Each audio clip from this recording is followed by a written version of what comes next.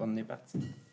Bon, ben, je vous souhaite la bienvenue à tout le monde qui sont en diffusé et aussi à notre public dans la salle. Donc, c'est ma première soirée comme maire de la municipalité. Fait que j'en profite pour remercier le dernier mois, qu'est-ce qui s'est passé au niveau de la période électorale, tout ça. Et ce soir, là, on commence avec l'Assemblée extraordinaire. Donc, c'est l'Assemblée de l'acceptation du budget. Donc, d'entrée de jeu, là, je tiens à remercier Lynn et les directeurs là, au niveau pour tout l'exercice qu'on a fait là, depuis mon entrée là, au niveau du budget. Particulièrement Robin qui va faire la présentation ce soir, là, M. Tremblay, là, qui a été d'un support important aussi. Donc, ça a été un défi cette année avec l'augmentation de l'énergie, de l'intérêt des ajustements au niveau des salaires, tout ça, de pouvoir conclure notre budget. Donc, ça a été un bon exercice. Puis, on a été quand même conscient là aussi au niveau du niveau de taxation puis de l'endettement de la municipalité. Fait qu'on a tout pris ça en considération un peu durant notre réflexion. Fait que ça nous amène vers 2023, là, qu'il va y avoir certains exercices à faire là, de réflexion là, au niveau de l'ensemble de la municipalité. Fait que je continue avec la revue de l'ordre du jour. Donc, ouverture de l'Assemblée par M. le maire, revue de l'ordre du jour, déclaration de conflit d'intérêts, adoption du budget 2023, présentation, explication et adoption. En point 5, adoption du programme triennal d'immobilisation 2023-2025, présentation, explication et adoption. En point 6, questions du public. Et point 7, levée de l'Assemblée. Ça me prendra un proposeur pour accepter l'ordre du jour. Je vais vous la proposer, M. le maire. Merci, M. François. Vous faites les choses en guerre. Votre première assemblée publique, on adopte un budget. Oui, c'est une belle... Est-ce qu'il y avait des conflits d'intérêts? C'est beau pour ça. Donc, l'adoption du budget, présentation, explication et adoption. Donc, M. Tremblay, je vous cède la parole.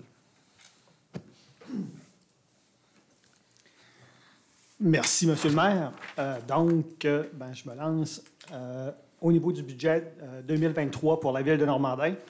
Ma présentation va comporter 3 grands éléments. Premièrement, on va avoir le budget en tant que tel pour les activités de fonctionnement, donc les revenus et les dépenses pour les opérations de la Ville.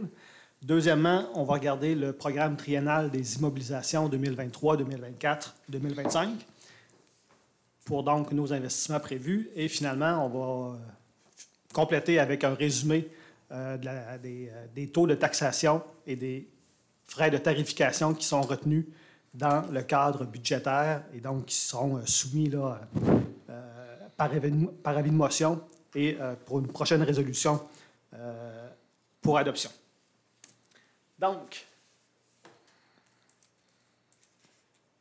je vais aller au niveau immédiatement des revenus pour les activités de fonctionnement. Dans ce que vous voyez à l'écran et ce qu'on a ici, on voit donc les revenus pour l'année 2022 tels qu'ils étaient budgétés. On a également la projection pour l'année complétée au 31 décembre. C'est une projection, évidemment. Finalement, on voit le budget 2023 avec, en dernière colonne, la variation entre les budgets 23 et 22. Donc, de façon, je vais aller ligne par ligne. Au niveau de la taxation, on anticipe pour notre budget des revenus de 3 210 584 $. On verra le détail un peu plus loin, mais donc c'est globalement 3,7 % d'augmentation pour les revenus de taxes. Au niveau de la tarification, on voit 1 098 363 $ de revenus budgétés, en augmentation de 3 % par rapport à l'année 2022. Donc là, ici, on parle de ce qu'on charge pour l'eau, pour les égouts, le traitement des eaux usées, l'ensemble de ces services-là. Après ça, on a les tenants-lieux de taxes. Donc, c'est les compensations qu'on reçoit des gouvernements, autant le fédéral que le provincial. Et même, on a des compensations là, aussi au niveau de la MRC pour un édifice. Donc, comme les gouvernements ne payent pas de taxes en tant que telles, ils nous remettent annuellement des montants tenant lieu de taxes. Et on voit qu'ils sont en augmentation par rapport à 2022. Pourquoi? Parce qu'il y a eu une réforme gouvernementale ou provinciale là-dessus pour simplifier les tenants lieu de taxes. Puis on a revu en même temps l'ensemble des valeurs de nos édifices, là, soit scolaires ou de santé particulièrement. Et donc, ça nous fait un revenu prévisible pour 2023 confirmé de 491 200 Au niveau des transferts gouvernementaux, c'est, par exemple, on reçoit là, du gouvernement du Québec de la péréquation. On a aussi, dans le cadre d'une entente spéciale, un montant qui nous est remis pour la TVQ.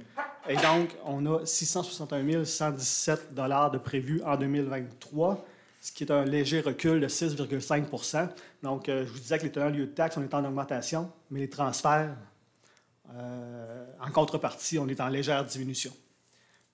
Les services aux organismes municipaux, on a au niveau du budget 74 440 C'est à peu près équivalent à ce qu'on avait l'année d'avant.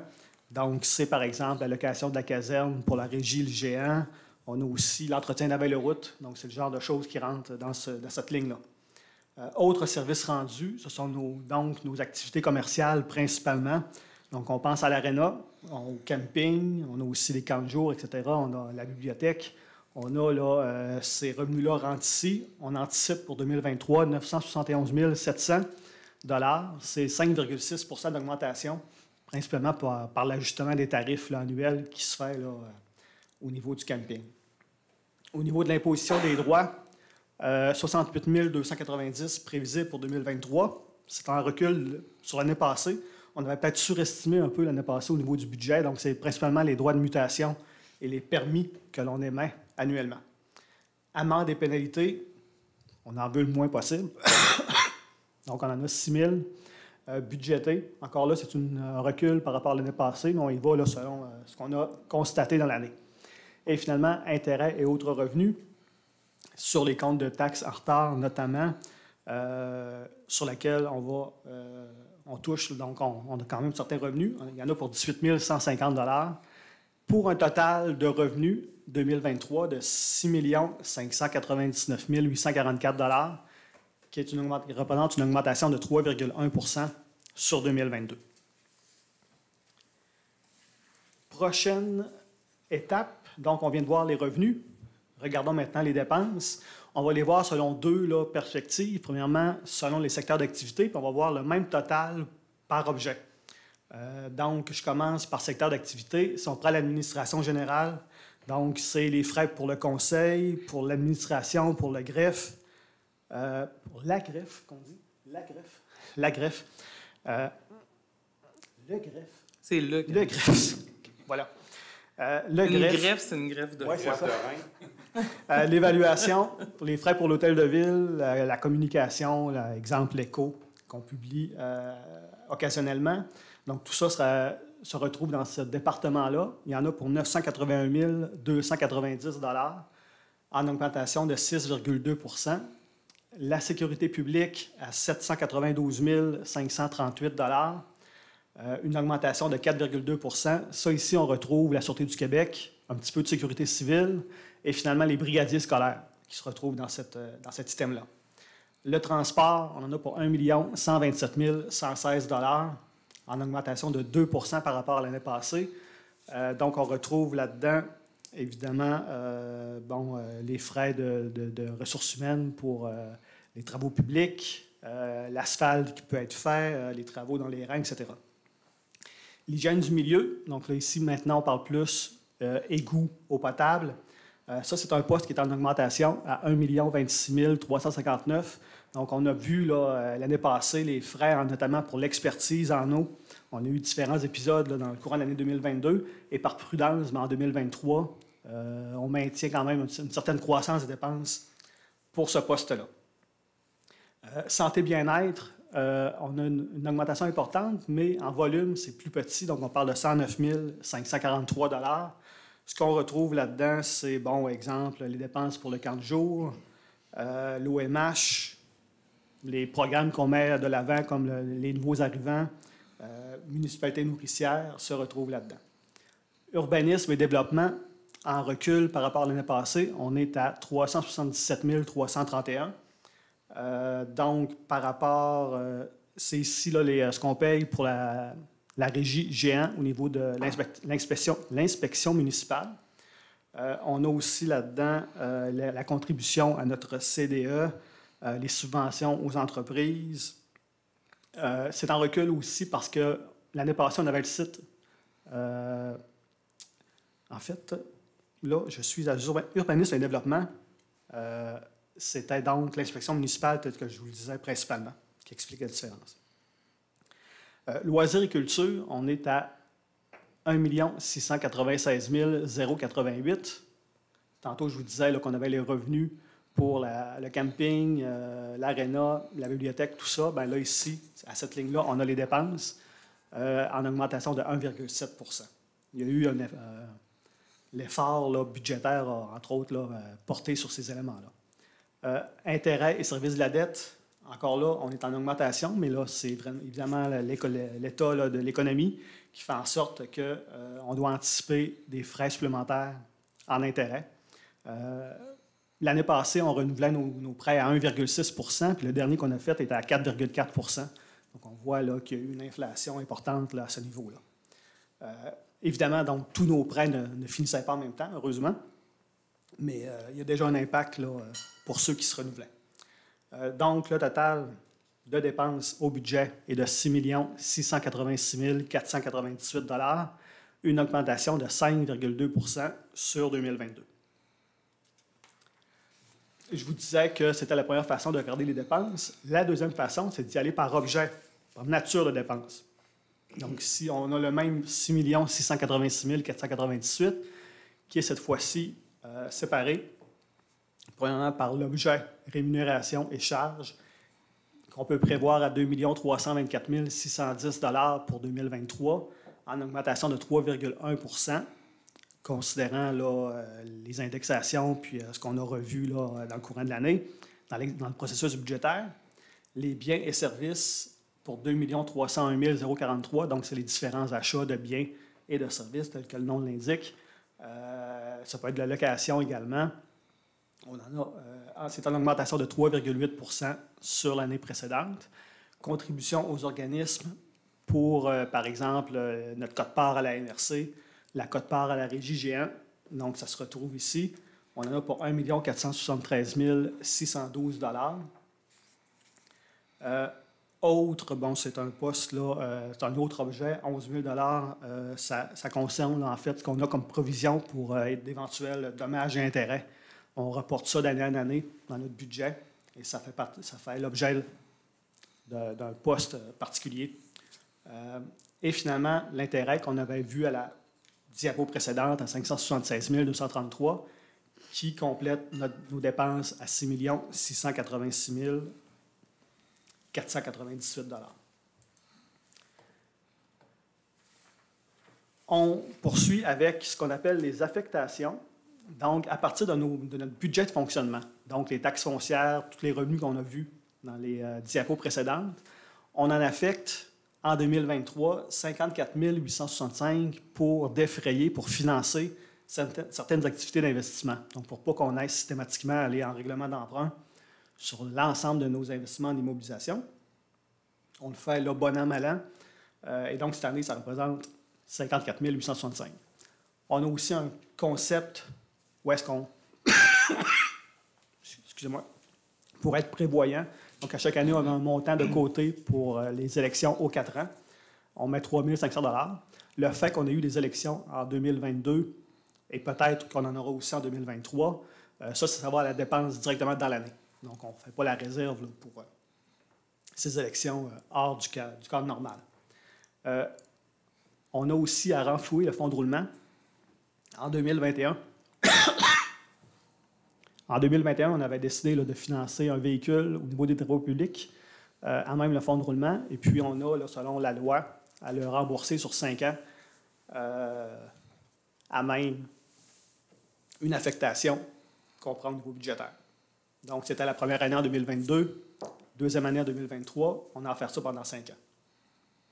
Et finalement, pour 2023, on avait, le budget était en déséquilibre. Il y avait plus de dépenses que de revenus, ce qui fait que le Conseil a analysé, l'équipe du Conseil a analysé la possibilité là, d'aller chercher pour limiter la hausse des taxes aux citoyens et pour limiter également la diminution de certaines dépenses, a décidé d'y aller à même le surplus libre pour un peu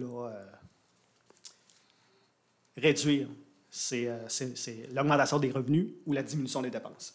Donc, le surplus accumulé qu'on avait accumulé dans les dernières années, on en consomme 154 692 pour effectivement équilibrer notre budget.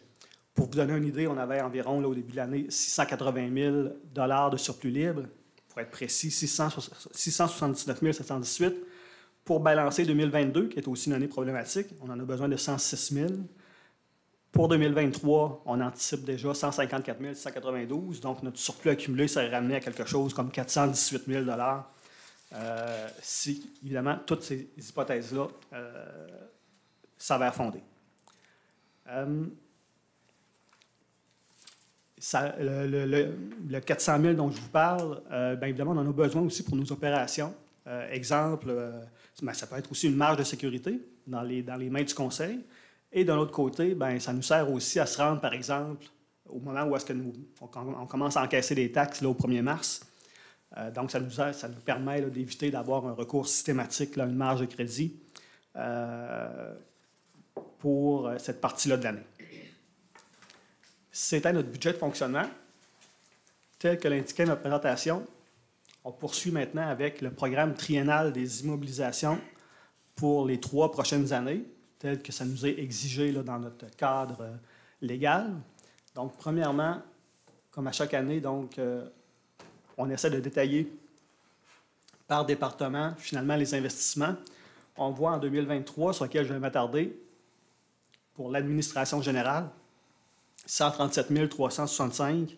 Donc, c'est principalement, on voit là, certains projets en bas. Excusez-moi. On voit certains projets en bas. Donc, c'est des travaux qui sont prévus à l'hôtel de ville, au centre communautaire. On a une subvention là, du gouvernement du Québec qui est le PRABAM, qui nous permet de faire ces investissements-là. Et on a aussi là, quelques nouveaux systèmes au niveau là, de l'informatique, au niveau du bureau, tels qu'ils nous sont suggérés avec nos partenaires de la ville de Debout-Sassini et de la MRC. Transport, c'est des travaux au garage municipal qui sera aussi là, défrayé par le PRABAM, qu'on a reçu du ministère des Affaires municipales. Hygiène du milieu, c'est le gros morceau dans tout ça. Il y en a pour 2 026 000 $. C'est notamment la poursuite de certains travaux dans notre parc industriel régional à la sortie de la ville vers Sainte-Méthode. Et puis, on a aussi un éventuel développement résidentiel, donc que le Conseil aura analysé là, plus à fond dans le courant de l'année, mais on le met là, à notre plan triennal d'immobilisation. Le camping, donc on a revu en profondeur les investissements qui étaient au niveau du plan de développement, mais on a gardé au niveau du plan triennal 415 000 pour compléter là, certains investissements qui sont à faire au niveau du camping. Au niveau sport, loisirs, culture, c'est un montant qu'on a prévu pour l'étude au niveau du parc du Centenaire pour la suite des choses, entre autres au niveau de la fontaine, mais l'ensemble là, des infrastructures là, du parc. Et puis, on a aussi un montant qui est prévu pour l'organisme Grand Jardin pour certains investissements tels qu'il a été discuté là, entre les responsables de la ville et les responsables de l'organisme. Puisque il faut rappeler là, que les terrains des Grands Jardins appartiennent à la ville. Donc, ça fait pour 2023 2 600 665 $. Vous avez là, les éléments les plus importants en bas. Je n'irai pas dans le détail pour 24 et 25, mais vous en voyez là, pour 4 249 000 $ et 2025, 2 120 000 $. Les sources de financement, pour la première année, on a les identifier. C'est ce qu'on a fait. Donc, on voit que pour financer le 2 600 665 $, on pense recourir aux activités de fonctionnement. On avait vu le chiffre plus tôt là, dans ma présentation. Certaines subventions, principalement de la MRC, pour le parc industriel et pour le projet du camping, 682 400 $. Et finalement, pour le projet du parc industriel, on aura aussi besoin, lorsqu'on ira de l'avant, ainsi que pour le développement résidentiel, un emprunt à long terme qu'on verra là, aller chercher pour 1 863 400 $. Ça fait donc le tour du PTI, du plan triennal d'immobilisation. Je complète en faisant un petit résumé donc, de la taxation et de la tarification qui découle du budget. Donc, premièrement, au niveau des taux de taxes, ce qu'on a convenu, c'est, de façon générale, d'augmenter les taxes de chacun des niveaux de taxes de 2 %. Donc, on était, par exemple, si on prend le taux de base ou le taux là, résidentiel à 1,313 et il y aura une augmentation de 2 % à 1,34 $. Même principe pour le commercial, 2 % d'augmentation à 1,505. L'industriel, 2 % d'augmentation à 1,701. Les immeubles de 6 logements et plus, 2 % d'augmentation. C'est l'équivalent du taux de base là, à 1,34 $. Les terrains vagues desservis, 2 % d'augmentation à 2,138 du 100 $ d'évaluation. Mais le Conseil a eu aussi a pris comme décision au niveau des secteurs agricoles et forestiers de maintenir, de geler finalement le taux de taxe. Donc, vous voyez là, qu'il demeure à 1,253 en 2023. Prochaine diapo, la tarification des services. Donc, au niveau du réseau d'aqueduc, on voit là en bas, là, on a fait, je vous ai un petit résumé finalement, on tire en revenu avec ce qu'on voit en haut, c'est-à-dire le 225 $ qu'on chargerait pour le service de base d'aqueduc et un 90 sous du mètre cube pour la tarification volumétrique, donc ce qui passe dans les compteurs d'eau, à 90 sous. On va chercher là, quelque chose comme 425 245 $ de revenus prévisibles. Si on compare ça au coût d'approvisionnement de l'eau et de distribution, à 489 000, on voit qu'on a encore un manque à gagner. Donc, il y avait une volonté du Conseil là, par équité, de continuer dans ce chemin-là, qui nous permet d'aller chercher là, des revenus qui vont éventuellement pouvoir balancer avec les dépenses. Au niveau des égouts, il n'y a pas de changement. Traitement des eaux usées, une augmentation de 5 $ pour pallier une certaine augmentation de nos frais. Matières résiduelles, ça nous vient là, de la MRC et la Régie des matières résiduelles, une augmentation de 1 $. Et finalement, les faux septiques, c'est inchangé à 67 $. Donc, voici pour les principales tarifications de services que comporte le budget là, 2023. Et finalement, un résumé finalement de l'information. Donc, on fait toujours, là, on vous donne l'incidence moyenne de ce qu'on vient de discuter. Donc, si on prend le compte de taxes de la maison unifamiliale moyenne à Normandin. Donc, cette maison moyenne-là, en 2022, c'était une maison de 128 997. Là, ça ne veut pas dire que, en fait, en 2023, la moyenne passe à 130 226, mais ça ne veut pas dire que chaque maison monte. Ça veut dire que la moyenne s'est déplacée dans la ville en fonction des travaux de rénovation qu'il y a eu sur certaines maisons, en fonction de nouvelles maisons. Donc, la moyenne s'est déplacée à 130 226. Pour cette maison moyenne-là, la taxe foncière qui passait de 1,313 à 1,34 va donc représenter une charge pour le particulier de 1 745 $. Le réseau d'aqueduc, tel qu'on l'a vu, ça va représenter 225 $ de tarification. Égouts et traitement, 217. Matières résiduelles, 234. Pour un total de 2 421 $ de compte de taxes. C'est 67 $ d'augmentation par rapport à 2022.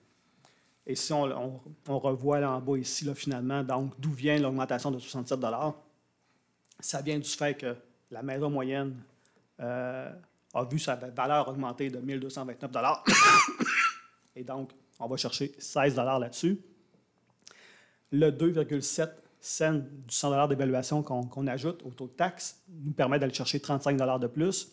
Et finalement, les tarifications supplémentaires qu'on a discuté pour l'aqueduc, les eaux usées et les matières résiduelles font en sorte qu'on va chercher là, 16 $ de plus, ce qui nous ramène aux 67 $.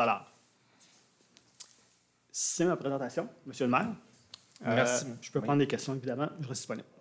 Merci beaucoup. Merci beaucoup, M. Tremblay, pour cette présentation-là. Je crois que ça fait un bon tour d'horizon là, de l'exercice qui a été fait au courant des dernières semaines.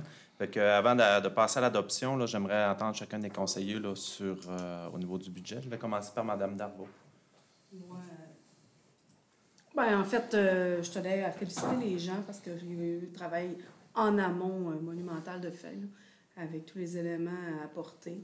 Tu sais, souvent, on avait 2-3 rencontres, puis là, j'ai l'impression que ça a été défriché vraiment beaucoup avant notre présentation. Mais pour moi, le budget, considérant tout ce qui arrive, ça rentre malheureusement dans l'ordre des choses. Merci. Mme Patricia. Mme Bernard. C'est correct. Moi, c'était mon initiation au conseil municipal, les prévisions budgétaires. Je l'ai lu, je l'ai relu, j'ai essayé de le décortiquer, j'ai essayé de calculer. Puis quand ils nous l'ont présenté, je me suis rendu compte qu'il était beaucoup plus compétent que moi pour faire des prévisions budgétaires. Ça m'a quand même secoué de voir tous ces chiffres-là. Mais il y a vraiment un bon travail qui a été fait. Puis je suis optimiste.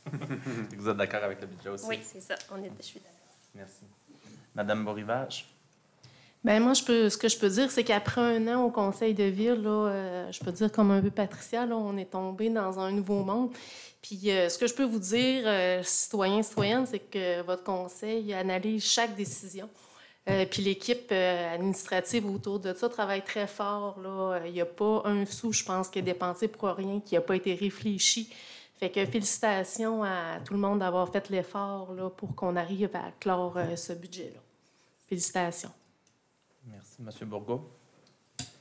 Merci, M. le maire. Alors, d'entrée, je voudrais féliciter toute l'équipe qui a travaillé là-dessus. Vraiment, vous y avez mis beaucoup d'énergie là-dessus. C'est sûr que le résultat final, personnellement, j'aurais aimé qu'on présente un budget avec un surplus, avec des chiffres. Mais je pense qu'on dépose un budget qui est juste, qui est équitable, qui est vraiment, c'est le reflet de ce qui se passe présentement dans notre municipalité, de toute la situation économique municipale, régionale, provinciale, nationale et internationale. Je pense qu'il s'est fait un très beau travail là-dedans pour aller équilibrer le plus possible notre budget. Alors, oui, je suis en faveur pour adopter ce budget-là, Monsieur le maire. Merci, M. Bourgault. Monsieur... Pas de vin. Je vais être très bref. Efficacité, rigueur, professionnalisme. Les années se suivent, mais ne se ressemblent pas.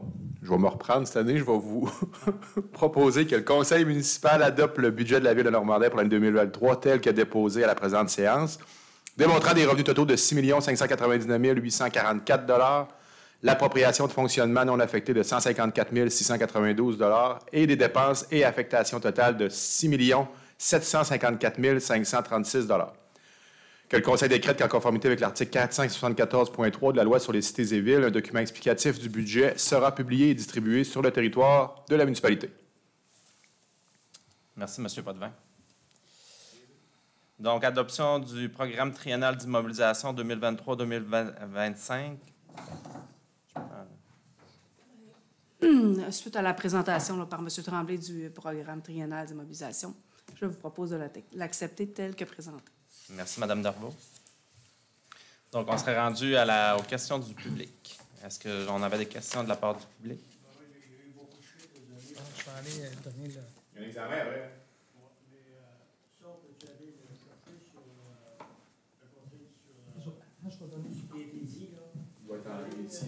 Oui, bien, Lynn, tu me corriges.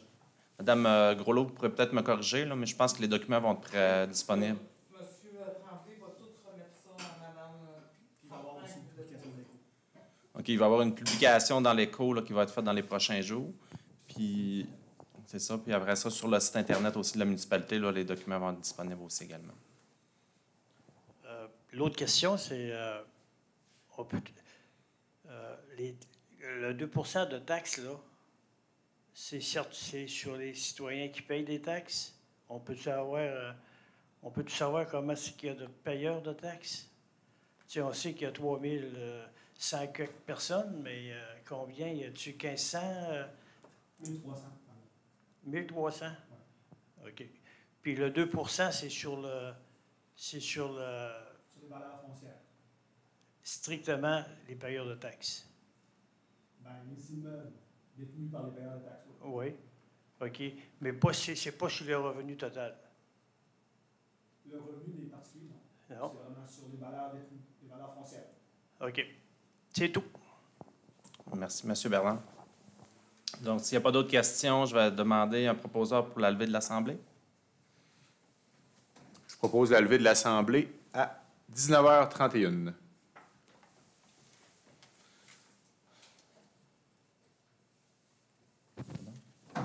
Aucune de fait.